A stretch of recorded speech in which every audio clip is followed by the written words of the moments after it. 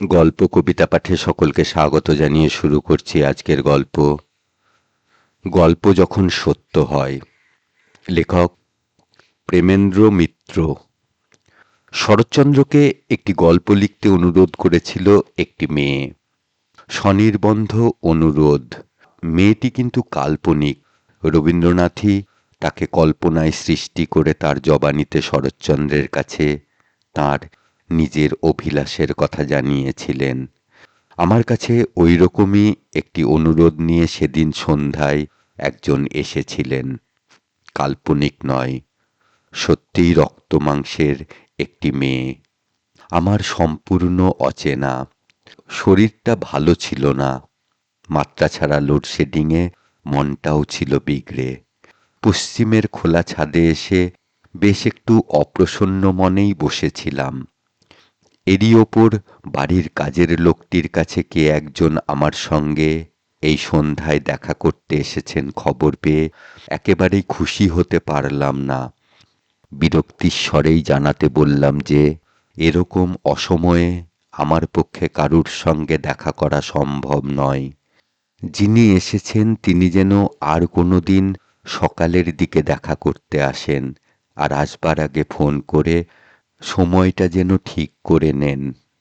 আমার নির্দেশটা শুনেও আমার অনুচরটিকে কেমন দ্বিধাগ্রস্ত হয়ে দাঁড়িয়ে থাকতে দেখে অবাক হয়ে বললাম, কি হলো, অমন করে দাঁড়িয়ে রইলি? আজ্ঞে। আমার অনুচর তার মনের কথাটা প্রকাশ করেই ফেলল। কত দূর থেকে এসেছে। ভদ্দর বাড়ির এমন সুন্দর মেয়ে লোক, তাকে ফিরে যেতে বলবো? আপনি তো এমনি বসেই আছেন। ধমক দিয়ে তাকে থামিয়ে দিতে পারতাম, তা আর দিলাম না। ভদ্দর বাড়ির মেয়ে, আবার সুন্দর বলতে কি দেখে আমার অনুচরটির এত সহানুভূতি হয়েছে সে বিষয়ে একটু কৌতূহলী তখন জেগেছে। ধমক না দিলেও গলায় একটু বিরক্তির সুরি রেখে বললাম, তা তোমার অত যখন ভক্তি, তখন একটা চেয়ার এনে এখানে পেতে দাও, তারপর ডাকো তাকে। বাড়ির মধ্যে আলো না থাকলেও আমার এই খোলা ছাদে রাস্তার নিয়ন বাতির আলো একটু পাই। এদিকের ঘোরানো সিঁড়ি দিয়ে যিনি এরপর উঠে এলেন, রাস্তার বাতির অপ্রচুর আলোতেই তাঁকে যেটুকু দেখতে পেলাম তাতে বুঝলাম আমার অনুচরের বর্ণনা মোটেই অতিরঞ্জিত নয়। এই নাতিস্পষ্ট দেখাতেই তাঁর দেহসৌষ্ঠবের সঙ্গে একটু কমনীয় আভিজাত্যের আভাস পেলাম। আমার সামনে এনে রাখা চেয়ারটিতে তাকে বসতে বলার পর আমি আর কিছু বলার আগেই তিনি বললেন, আপনাকে একটু বিরক্ত করছি জানি, কিন্তু আমার সমস্ত কথা শুনলে আশা করি আমায় ক্ষমা করতে পারবেন। না, ক্ষমা টমা চাইবার মতো অপরাধ আপনি কিছু করেননি। আমি আলাপটা হালকা সহজ সুরে রাখবার জন্য একটু হেসে বললাম, তবে দেখা করতে আসার আগে ফোন করে এলে আমার একটু সুবিধা হয়। ফোন ফোন তো আমি আপনাকে করেছি। ভদ্রমহিলা একটু ক্ষুব্ধ স্বরে তাঁর বিস্ময় প্রকাশ করলেন। ফোন করেছেন? আমিও অবাক আর মনে না করতে পারায় একটু লজ্জিত। হ্যাঁ, পরশু বিকেল বেলায়।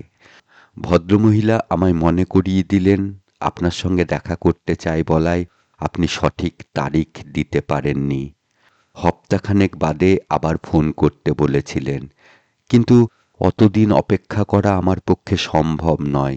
আর আমার দেখা করতে চাওয়ার কারণটা একটু অদ্ভুত হলেও আমার দিক থেকে অত্যন্ত জরুরি বলায় 2-3 দিন বাদে সন্ধ্যের দিকে এসে দেখা পান কিনা দেখতে বলেছেন। নিশ্চিত কিছুর আশা অবশ্য আপনি দেননি।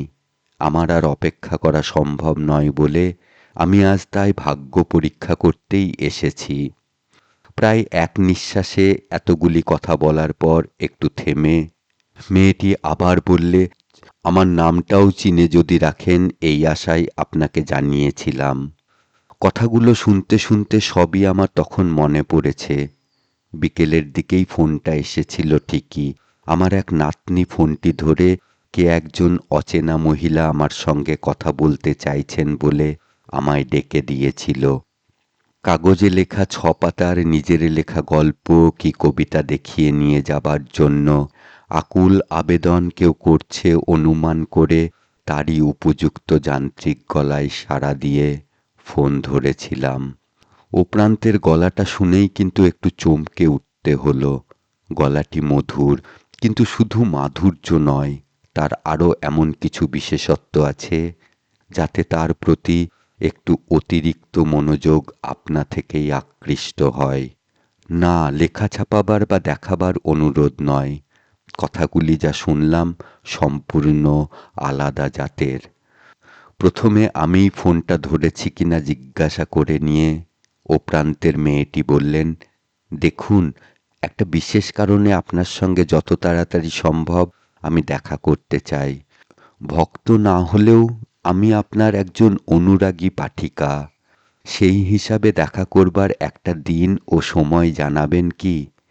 দেখা করবার প্রয়োজনটা যাই হোক, তার জন্যে অনুরোধের ধরনটা ঠিক সাধারণ নয়। তাই গলাটা নেহাত যান্ত্রিক ও শুষ্ক না রেখেই বললাম, একেবারে সঠিক তারিখ আর সময় বলে দেওয়াও হপ্তাখানেকের আগে সম্ভব হচ্ছে না। না, তাতে বড় বেশি দেরি হয়ে যাবে। ও প্রান্তের গলায় অধৈর্যের সঙ্গে একটু কাতরতাই যেন ফুটে উঠল। একটু সহানুভূতির সঙ্গেই তাই জিজ্ঞাসা করলাম, আচ্ছা, আপনার দরকারটা কীরকম তা একটু জানতে পারি? না। এবার শান্ত অথচ দৃঢ় স্বরে মেয়েটি জানালে, আমার যা দরকার তা সামনাসামনি ছাড়া বলা যাবে না। তাহলে 2-4 দিনের মধ্যে সন্ধ্যের দিকে এসে খোঁজ করতে পারেন। বাড়িতে যে থাকবই সে কথা কিন্তু দিতে পারছি না, হয়তো ফিরেও যেতে হতে পারে। তা হোক। মেয়েটি মন স্থির করে নিয়েই জানালেন, দেখা না পেতে পারি জেনেও 2-4 দিনের মধ্যে আমি যাব। আমার নামটা হয়তো মনে থাকবে না, তবু বলছি। মেয়েটি ফোনে জানালো নামটি। সমস্ত ঘটনা এখন মনে পড়ায় আগ্রহ ভরেই জিজ্ঞাসা করলাম, আপনার নাম তো অপালা, আর আপনি কেন? মেয়েটি প্রতিবাদ জানিয়ে বললে, আমায় তুমিই বলুন। আর নামটা সেদিন অপালা বলেছিলাম বটে, কিন্তু সেটা শুধু এই ভেবে যে নামটা মামুলি না হলে মনে রাখতে পারেন আমার আসল নাম বিশাখা। সেটাও তো খুব মামুলি নাম নয়। আপনি থেকে তুমি যাবার জন্যে দ্বিধাটা কাটাতে একটু থেমে তারপর বললাম, এটাও ঠিক নাম বলছো কি? হ্যাঁ, ঠিক বলছি, বললে বিশাখা। আর আমি যে জন্যে এসেছি তাতে নামের ঠিক বেঠিক কিছু আসে যায় না। কি জন্যে এসেছো সেইটেই তাহলে এবার শুনি। রাস্তার আলোয় বিশাখার মুখটার ওপরে যতটা সম্ভব ভালো করে লক্ষ্য রাখবার চেষ্টা রেখে বললাম। বিশাখা কয়েক মুহূর্তের জন্যে একটু ইতস্তত করল বটে, কিন্তু তারপরে প্রায় সহজ শান্ত গলাতেই বললে, আমি আপনাকে একটা অনুরোধ করতে এসেছি। আমায় নিয়ে একটা গল্প লেখবার জন্যে অনুরোধ। মনে মনে হেসে একটু চুপ করে থেকে বললাম, তোমার বদান্যতার জন্যে ধন্যবাদ, কিন্তু এরকম দয়া কেন? আমার গল্পের পুঁজি কি ফুরিয়ে গেছে মনে হচ্ছে?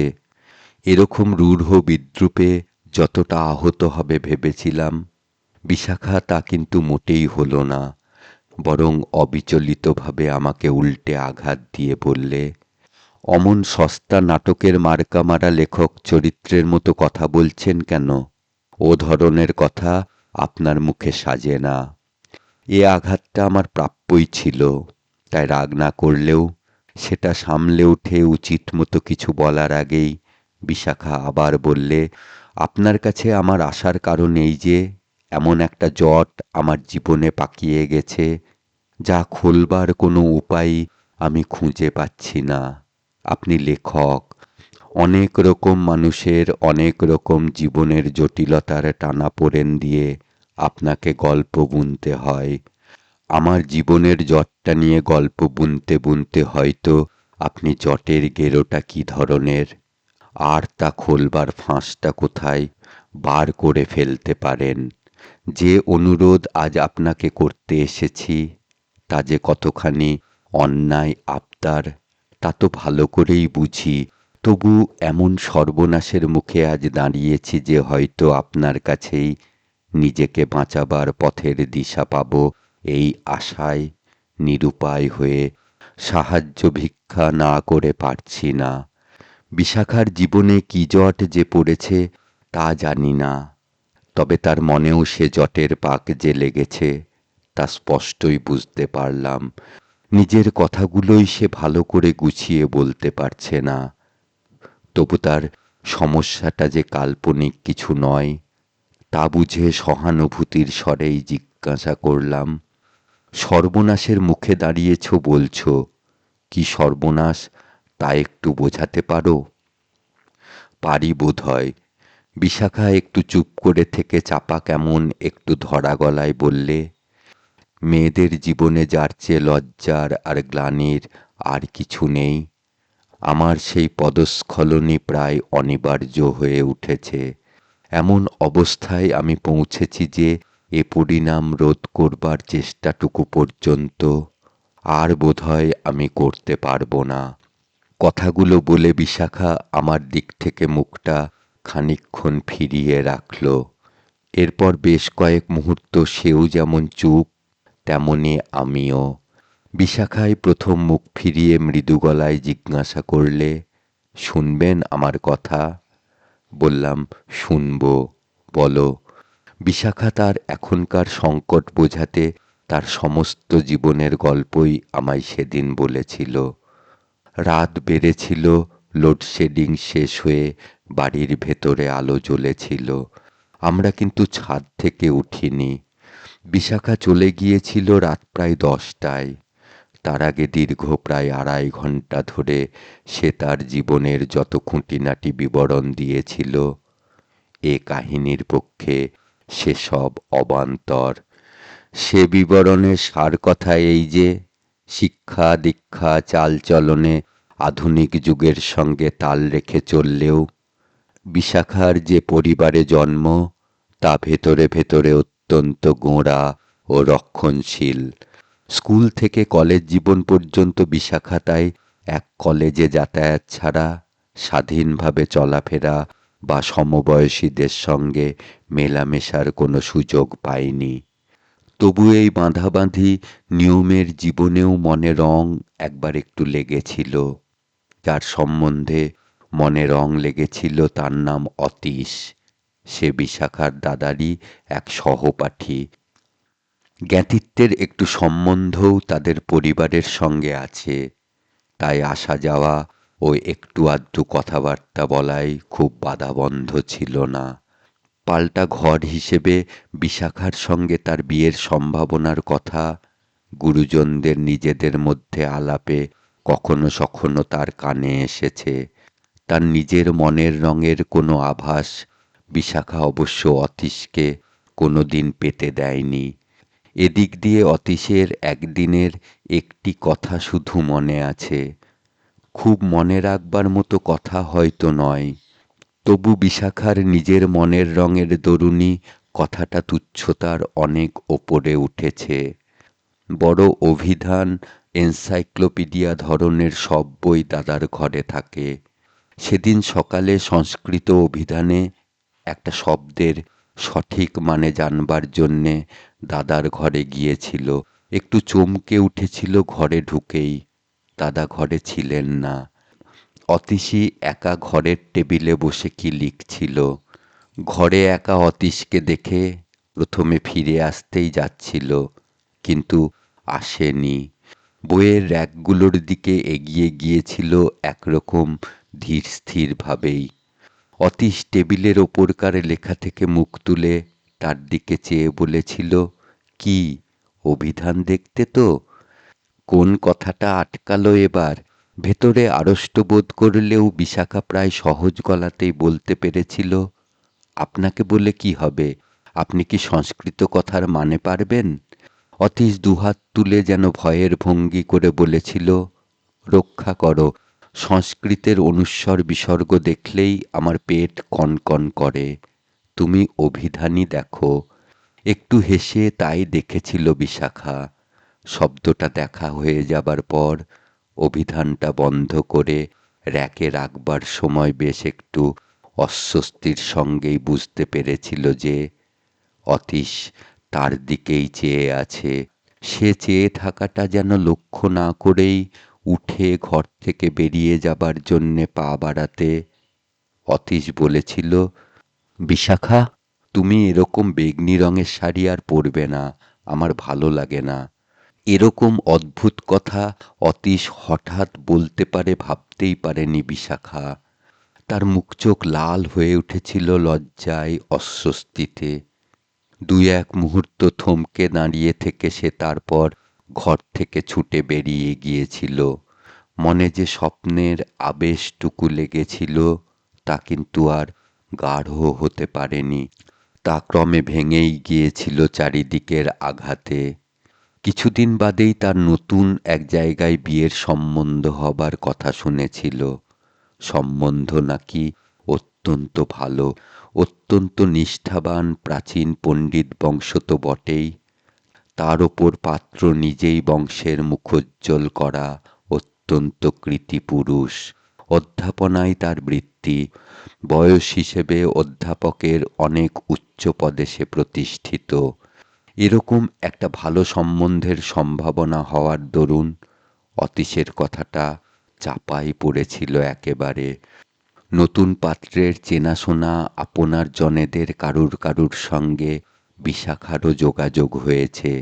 তার সহপাঠিনীদের একজনই নতুন পাত্রের আত্মীয় স্থানীয় হবার দরুন খবরটা জেনে তাকে ঠাট্টা করেছে।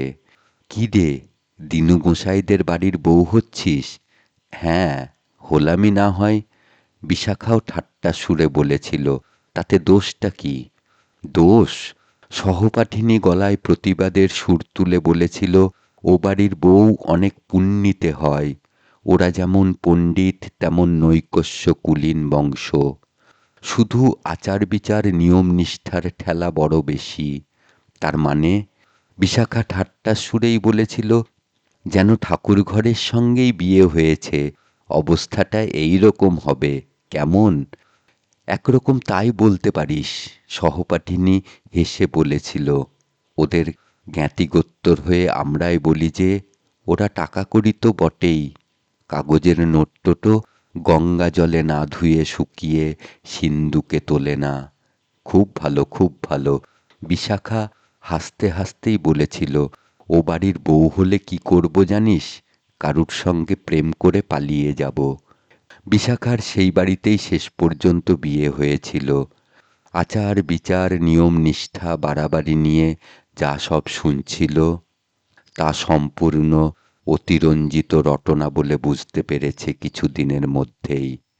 কিন্তু তার স্বামী এরকম সৃষ্টি ছাড়া কেন? এ বাড়িতে বিয়ে হবার আগেই অনেক কিছুই সে মেনে নেবার জন্য প্রস্তুত হয়েছিল।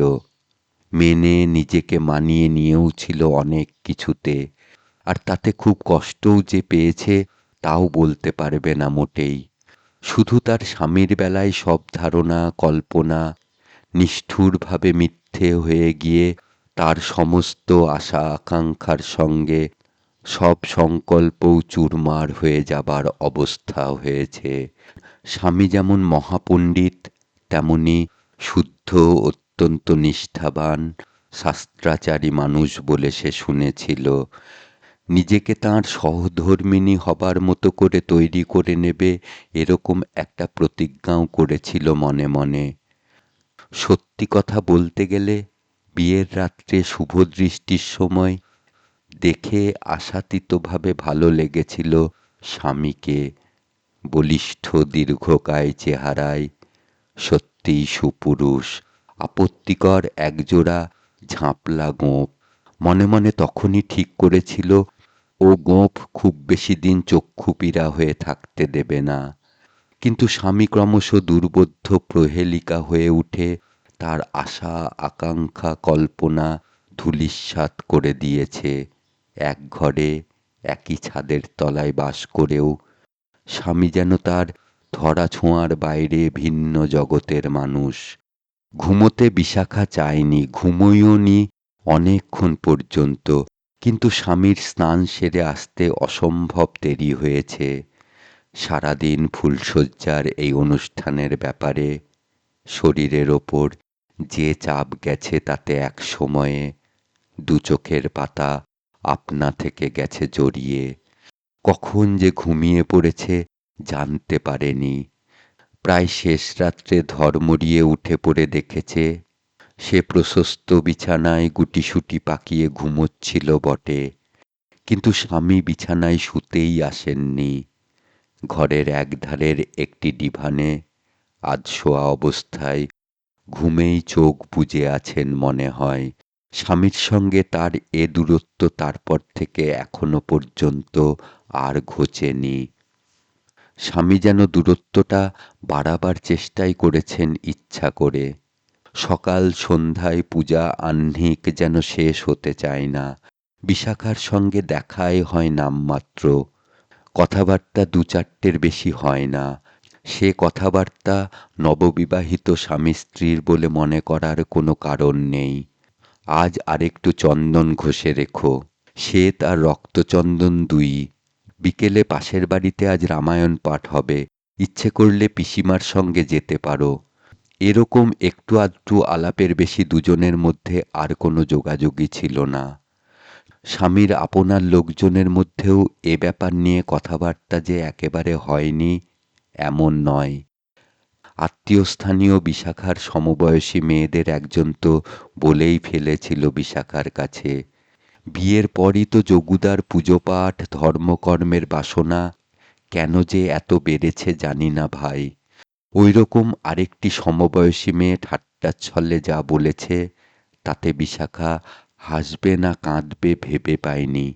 তার স্বামী নাকি বিয়ের আগে কবে জোর গলায় বন্ধুদের কাছে বলেছিল প্রেম না করে সে বিয়ে করবে না। মনের বিষাদটা যখন হতাশায় গিয়ে নামার আর দেরি নেই, তখনই সেই প্রথম চিঠিটা এসেছিল অজানা কারুর কাছ থেকে। চিঠিটা ইংরেজিতে লেখা, ছোট চিঠি, মাত্র লাইনের। চিঠি না লিখে পারলাম না বিশাখা, সব কিছু শূন্যময় হয়ে গেছে। এই শূন্যতা নিয়েই কি জীবন কাটবে? বাড়ির ঝি দুপুরবেলায় এ বাড়ির নিজস্ব ডাকবাক্স থেকে সব চিঠি এনে বড় দালানের একটি টেবিলের ওপর চাপা দিয়ে রেখে যায়। বাপের বাড়ি থেকে কোনো চিঠি এসেছে কিনা দেখতে গিয়ে ইংরেজিতে ঠিকানা লেখা চিঠি দেখে অবাক হয়েছে। ঘরে এসে চিঠি খুলে পড়ে কাঠ হয়ে গেছে ভয়ে। এ চিঠি যদি আর কারুর হাতে পড়ত, কিন্তু এমন চিঠি কে তাকে লিখতে পারে? ভাবতে গেলে একজন, হ্যাঁ, শুধু একজনেরই কথা ভাবা যায়। তার হাতের লেখা বিশাখা জানে না, কিন্তু হাতের লেখা যদি তারই হয় তাহলেও এমন একটা চিঠি সে লিখবে এ কথা বিশ্বাস করাই যে শক্ত। তাহলে কি এখন সে করবে? কি তার করা উচিত? স্বামীকে চিঠিটা দেখানো? তাই দেখাবে বলেই সে ঠিক করেছে, কিন্তু শেষ পর্যন্ত তা পারেনি দ্বিধায় সংকোচে। স্বামী কি বুঝবেন সেই অনিশ্চয়তার ভয়ে? তাছাড়া যে স্বামী পূজা পাঠ ইত্যাদি ব্যাপারে তাকে দিয়ে দু একটা সামান্য কাজ করাবার প্রয়োজনে ছাড়া তার সঙ্গে কোনো আলাপই করে না, তাকে সে কেমন করে হঠাৎ এ চিঠির কথা বলবে? বলবেই বা কি? বলবে কি যে তার নামে কে একজন ইংরেজি একটা চিঠি পাঠিয়েছে? না, তা বলতে সে পারেনি। এরকম চিঠি সম্বন্ধে কিন্তু খুব সাবধান হয়েছে। প্রতিদিন দুপুরে ঝি বাইরের ডাকবাক্স থেকে চিঠিপত্র এনে দালানে রাখার পরেই বিশাখা সেখানে গিয়ে চিঠিগুলো হাতড়ে দেখেছে। ৩-৪ দিন ওরকম কোনো চিঠি আসেনি। বিশাখা একবার ভেবেছিল ওরকম চিঠি আর হয়তো থাকবে না। না এলে নিশ্চিন্ত হবারই কথা, নিশ্চিন্ত আর খুশি। কিন্তু তা ঠিক হয়েছিল কি? চিঠি আসতে পারে বলে যেমন উদ্বেগ আর ভয়, তেমনি একটা ঔৎসুক্যও কি মন থেকে মুছে ফেলতে পেরেছিল? চিঠি কিন্তু আবার এলো দিন ৫ বাদে। সংক্ষিপ্ত চিঠি, কিন্তু তীব্র আবেগে যেন কাঁপছে। আর পারছি না বিশাখা, আর পারছি না। এক মিথ্যা অন্ধ সংস্কারের কাছে বলি হবার জন্যেই কি জন্মেছি? বিশাখা, সাহস করো। পরের চিঠি 3 দিন বাদেই। তোমায় একটু দেখতে চাই বিশাখা, একবার ক্ষণিকের জন্য। তোমার এ বাড়িতে গোঁড়ামি যাই থাক, তোমার স্বাধীনভাবে বাইরে যাওয়া আসা সম্বন্ধে বাধা নিষেধ নেই বলে জানি। কাল একবার পোস্ট অফিসের সামনে ফুটপাথে ডাকবাক্সে একটা চিঠি ফেলবার ছলে এসো। আমি পথ চেয়ে থাকব। সমস্ত রাত সেদিন ঘুমোতে পারেনি বিশাখা, কি সে করবে ঠিক করতে না পেরে। শেষ পর্যন্ত মন শক্ত করে ঠিক করেছিল যে যাবে। গেলে অতীশের সঙ্গে দেখা হবে এ বিষয়ে সে নিঃসন্দেহ। তাই যাবে দেখা দেওয়ার জন্যে নয়, অতীশকে এরকম চিঠি লিখতে বারণ করবার জন্যেই। বিশাখা সত্যিই গিয়েছিল তার পরদিন।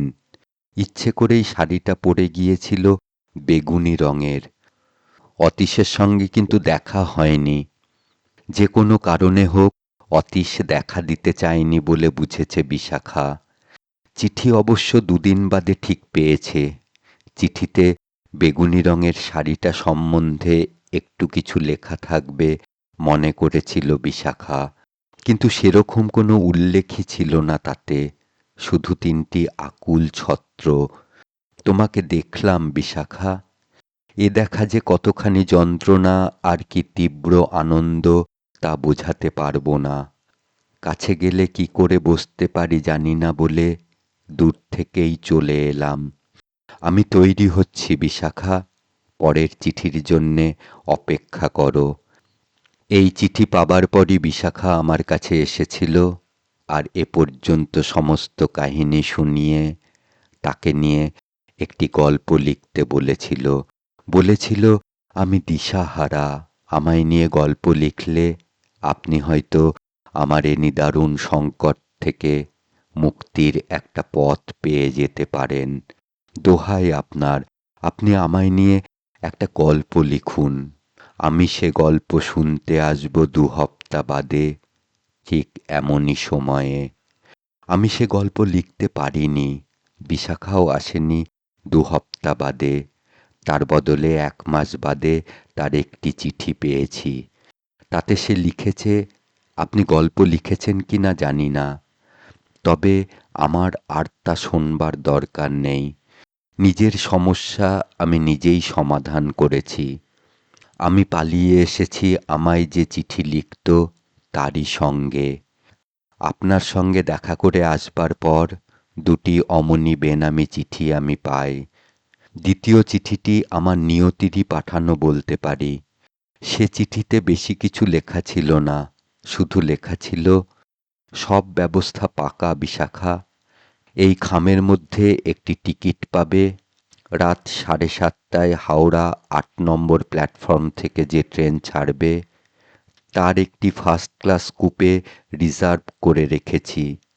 আমার দেখা পাও বা না পাও, তুমি সোজা গিয়ে সেই কুপে বসবে টিকিট দেখিয়ে। সঙ্গে কোনো কিছু আনার দরকার নেই, আমি সময়েই যাব জানবে। এ চিঠি পেয়ে তখনই মনস্থির করে ফেলেছিলাম, এবার যা হয় হোক, স্বামীকে এ চিঠি দেখাবো। সেদিন রাত্রে সেই চেষ্টাই করেছিলাম।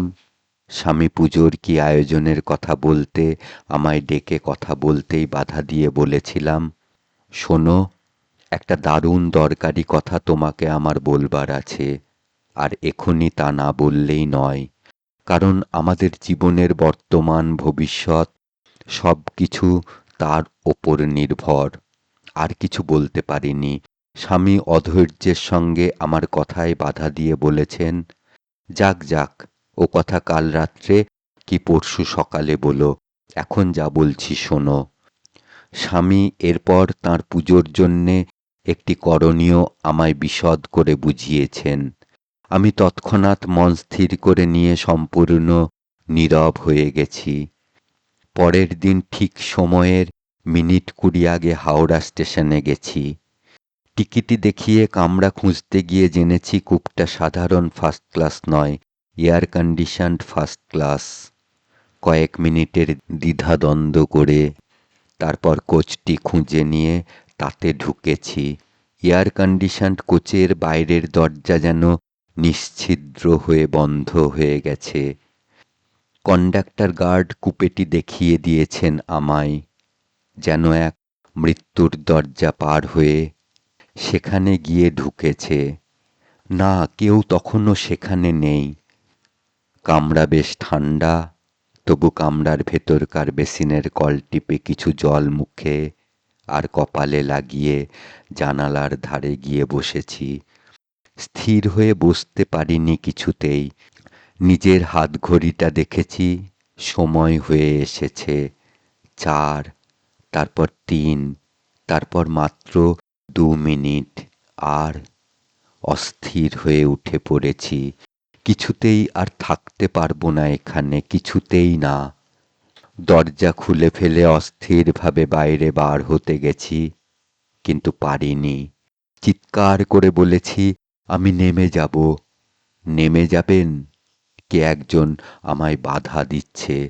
কন্ডাক্টর গার্ডের কথাও শুনতে পেয়েছি। কোথায় যাচ্ছেন? ট্রেন ছেড়ে দিচ্ছে। আর একজন আমায় বাধা দিয়ে ধীরে ধীরে কূপের ভেতরে ঠেলে নিয়ে যেতে যেতে বলেছে, কোথায় যাচ্ছ, কোথায়? এই তো আমি রয়েছি। তুমি? কে তুমি? অবাক হয়ে চেয়ে দেখে বিমূঢ় বিহ্বল হয়ে গেছি। যে সযত্নে অথচ দৃঢ়ভাবে ভেতরে নিয়ে এসেছে, তাকে আমি চিনতে পেরেছি। কামানো গোঁফ আর পোশাক আশাকের সম্পূর্ণ বদল সত্ত্বেও সে বিশ্রী গোঁফ তার মুখে নেই। পরনেও চমৎকার মানানসই পাজামা পাঞ্জাবি, মুখে মধুর একটি হাসি। হ্যাঁ, আমি যার সঙ্গে অভিসারে যাচ্ছি, তিনি আমার স্বামী ছাড়া আর কেউ নয়। তিনিই এতদিন আমায় বেনামি প্রেমপত্র লিখে উদ্ভ্রান্ত করেছেন।